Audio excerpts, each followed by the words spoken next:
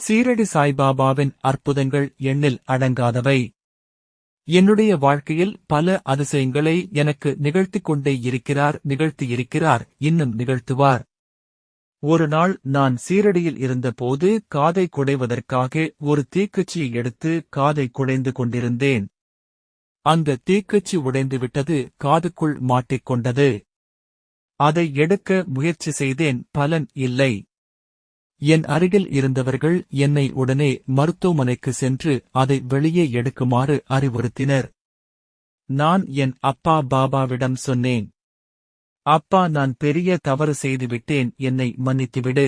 இந்த தீக்குச்சியை வெளியே வருவதற்கு ஒரு வழிகாட்டு என்று சொல்லி மருத்துவமனைக்குச் சென்றேன். என்னை பரிசோதித்த டாக்டர் அப்படி ஒன்றுமே காதுக்குள் இல்லையே என்று கூறினார்.